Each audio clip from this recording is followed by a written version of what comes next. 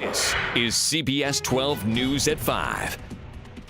Now at 5, we are tracking the tropics, and it is still clear that we are still in the peak of hurricane season. The Storm Track weather team tracking not 1, but 5 disturbances and their potential impact on us. Let's get right to severe weather expert Jeff Baragelli with the tropics. Jeff? All right, so we have a lot of stuff happening across the Atlantic, as you just showed. And in fact, I have to step out of this map so you can see all the activity we have. In the Gulf of Mexico, we have a system. It's just a disturbance. But of course, we have Tropical Storm Julia, which has now been re-upgraded, if you will, from a tropical depression. Ian, tropical depression number 12, not a tropical storm yet, and a 50% chance of development off of Africa. So let's take you stop by stop. This area of thunderstorms is headed towards Texas. So and there's only a 20% chance it will develop. We're not too concerned about that, obviously. Julia's just kind of meandering here. It's not likely to move very much. It'll just stay there for the next couple of days and basically die out slowly.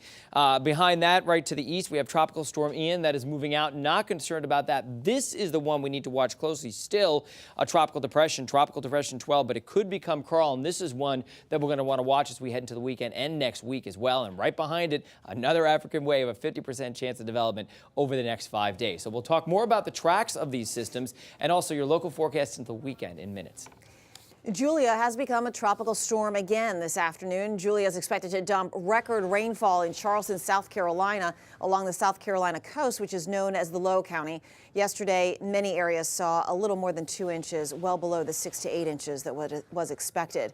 With it being the peak of hurricane season, now is the time to download our free hurricane guide on our website. Just head to cbs12.com. Breaking news right now. A live look at the St. Lucie County Jail, where the man charged with intentionally setting fire to a mosque remains tonight. Joseph Schreiber is in the medical unit. Next up, several days of evaluations. But first, a court date wearing a bulletproof vest. Schreiber, let me ask you, sir, can you afford your own lawyer?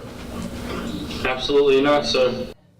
Schreiber appeared before a judge this morning who denied his bond. Today, we are learning more about how he ended up here and his regret. Also tonight, new surveillance video showing the seconds after the arson and smoke covering the camera lens overlooking the mosque. People who saw the arrest go down yesterday said they had no idea that they were in such close proximity to a wanted man. CBS 12's Jenna Eschbach begins our live team coverage in Fort Pierce at Schreiber's new home tonight, the jail. Jenna? Yeah, here at the St. Lucie County Jail, he is settling into the medical wing where they're taking every precaution with his safety because he is a high-profile suspect. Joseph Schreiber now today, so many outside the gates are piecing together the man, the arrest, and the crime. Here in downtown Fort Pierce, the arrest of 32-year-old Joseph Schreiber, described by law enforcement as calm. Witnesses say they had no idea the grandiosity of what was taking place. They apparently were stopped at the corner by what seemed to be plainclothes police officers who were kind of stopping everyone coming up Orange Street. Miguel Montes at Bahamaville shop said they thought it was just a normal arrest as moments later, Schreiber was placed in a deputy's unmarked cruiser. No one thought the person who set the Islamic Center of Fort Pierce on fire and this man were the same person until deputies announced, yes, it is. You never know, it could be your neighbor. And the night of the crime, we don't even know if Schreiber, who deputies say admitted to the crime, acted alone. Deputies released this surveillance video tonight showing 2 minutes before the fire was set. He appears to be talking to someone on the phone, hangs up, and then 2 minutes later, the mosque is engulfed in flames. During his arrest, deputies say Schreiber admitted to being embarrassed he set the mosque on fire. That's not embarrassing, that's a crime. Now, deputies won't say who Schreiber called that night at the mosque. Now, tonight, he is where he's been for the better part of the last 8 years, behind bars. He's got an extensive prison history, and all new at 6, there were several red flags. Many people we spoke with today say that they saw that Schreiber was planning on doing this. That's all new at 6. For now, we're live at the St. Lucie County Jail. Jenna Eschbach, CBS 12 News. Our CBS 12 News crews tried to reach out to Schreiber's family for comment about the arrest, but no one answered our knock at the door. Tonight, we are getting an in-depth look at all the damage the fire caused to the Islamic Center. Some estimate the cost to be around $250,000. CBS 12's Al PEFLEY continues our team coverage from Fort Pierce. Here inside the mosque in Fort Pierce, it's quite a sight to behold. There are pieces of charred debris everywhere you look. If you look over this way, you'll see the place is just littered and covered with scorched and burned debris. And if we walk over this way, this is the main prayer room, as I understand it, here inside this room.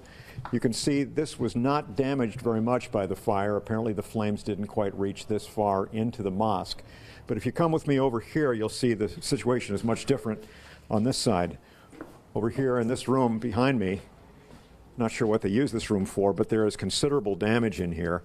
If you look around, you can see there are light fixtures on the floor, rugs that are scorched by the flames, and you can see that it did quite a lot of damage. And over this way, where the roof is actually collapsed, you also can see where the flames actually tore a hole in the roof. Over here, there's considerable damage in this room off to my right. That perhaps is some of the worst damage we've seen here inside the mosque.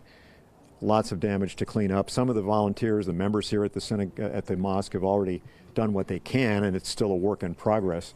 But there's still a lot of work left to be done, and not sure how long this is going to take to get them to clean this up, but there's a lot of work to be done and a lot of days left before this place will be in any kind of condition where people could reuse this building again. In Fort Pierce, Al PEFLEY, CBS 12 News.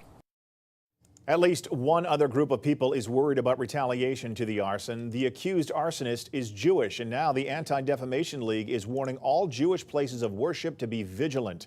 CBS 12's Mike Magnoli is live in Palm Beach County for us tonight. Mike, the mosque fire happened the same week as big ADL security meeting.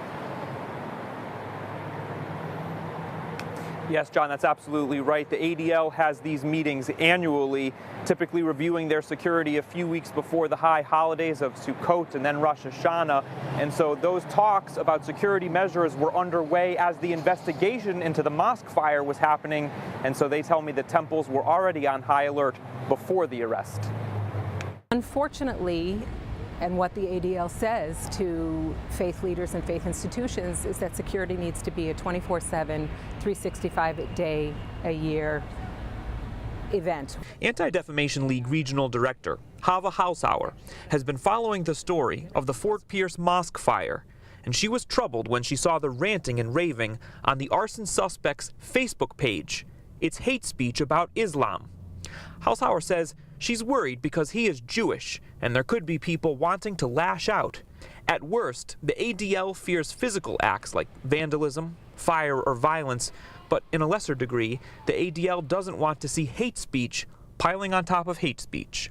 If somebody who is Jewish does something negative or hateful, that there will be some kind of response or retaliation, specifically online, with anti-Semitic hatred. The ADL regional director also told me, in some cases there are Islamic radicals, in some cases you have Jewish radicals, but she wanted to point out that the actions of one do not reflect the beliefs of many people. We're going to have more on this in our 6 o'clock hour. I'm Mike Magnoli, CBS 12 News. A vigil will be held tonight at the site of the mosque fire. It's happening at 7:30 at the Islamic Center of Fort Pierce. Mosque officials are asking people to bring candles and flowers and words of encouragement.